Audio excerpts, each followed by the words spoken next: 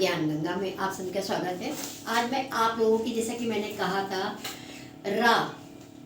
रा की जो है बहुत सारी भ्रांतियां रहती हैं। कोई बच्चा समझ ही नहीं पाता कि रा किस तरह से लिखना है। कोई ऊपर मात्रा लगा देता है, कोई नीचे लगा देता है, कोई कहीं भी, कोई रा में ऊ की मात्रा इस अलग तरीके से लगा देता है। तो आज मैं इसी विषय को लेकर आई हूँ कि रा में होता क्या है, रा के कितने रूप होते हैं और इसका प्रयोग कहाँ कहाँ पे होता है। जैसे कि मैंने बताया था कि मैंने इसके पहले मात्राओं का ज्ञान कराया था। मात्राओं के ज्ञान से काफ़ी लोगों का ये आया कि नहीं, मुझे समझ में आ रहा है कि छोटी की मात्रा कहाँ लगती है। इसी तरीके से रा भी, और रा की मात्राओं के बारे में भी बताया कि रा की मात्रा किस तरह से लगती है। रा में 2 मात्राएं होती हैं, छोटा रा की कहाँ लगाते हैं, बड़ा रा की।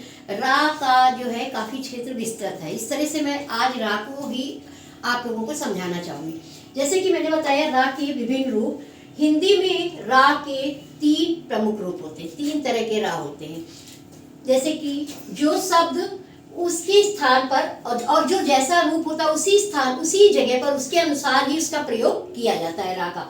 जैसे कि एक रा साधारण, जैसे कि ये रा है, रा टू की तरह जो होता है उसको हम रा एक साधारण रा के रूप में और ये कहाँ लगता है, ये शब्द के आरंभ या अंत में लगता है। इस रा का प्रयोग शब्द के, जैसे कि राम, रस, घर, राघव, कुछ भी इस तरह के जो वर्ड होते हैं वो साधारण रा से बनते हैं। तो इस रा का प्रयोग तो सभी बच्चे जानते हैं। लेकिन इसके बाद का जो रा आता है, दूसरे नंबर का रा होता है रेफ, जिसे बोलते हैं।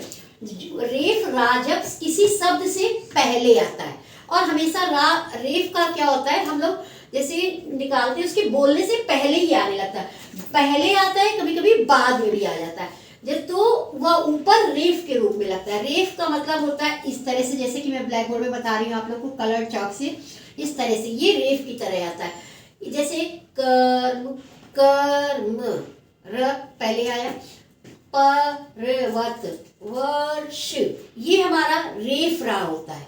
इसको हम लोग ऊपर लगाते हैं। अब कर्म अगर हमने लिखा तो बच्चे का इस तरह से लिख दे, करम, इस तरह से लिख देते। पर्वत इस तरह से लिख देते। ये गलतियां बहुत सारे बच्चों। तो इसको रेफ का जब हम लोग प्रयोग करेंगे, रेफ लगाओ, रेफ की माँ, तो रेफ के लिए कर्म वर्ड के व्यंजन के तुरंत बाद माँ के ऊपर लग जाती है। कर्म, पर्वत, वर्ष। अब तीसरा हमारा रा होता है रकार। रकार या हम कहते हैं इस रा का प्रयोग व्यंजन के बाद होता है। स्वर व्यंजन, जैसे कि मैंने बताया था, स्वर क्या होता है, व्यंजन क्या होता है। स्वर वॉवेल्स और व्यंजन कॉन्सोनेंट, व्यंजन के बाद आता है, तब वह रकार या रा कहलाता है। अब जैसे क्या होता है, इसमें ये वाला रा लगता है, इस तरह से रा लगाते हैं।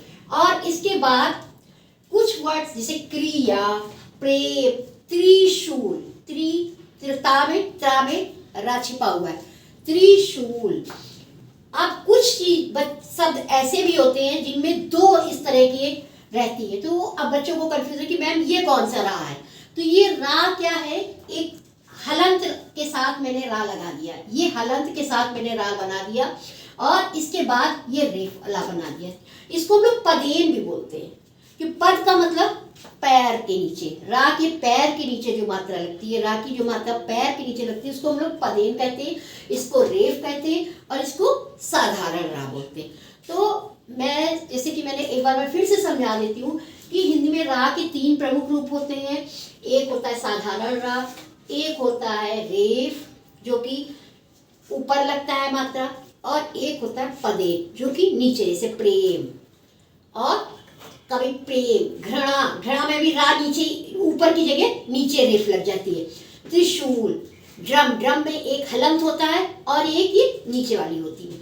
तो इस तरह से रा का प्रयोग मैंने बताया है। अब इसको अगर आप लोग ध्यान से पढ़ोगे, समझोगे, तो आप लोगों को समझ में आ जाएगा। जैसे कि पिछले बार के सीटेट के परीक्षा में ये आया था कि रा के कितने रूप होते हैं, उनको तीनों मतलब टिक लगाना था कि ये रेफ है कि पदेन है कि क्या है।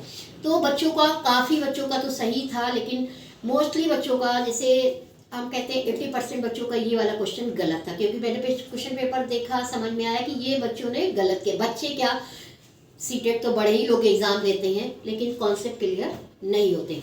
अब जैसे कि कई अब भर्तियाँ आ रही हैं, लेखपाल की आ रही है, और भी आ रही वीडियो वगैरह, तो इसमें 25 मार्क्स का तो आपका हिंदी का ही पोर्शन आएगा।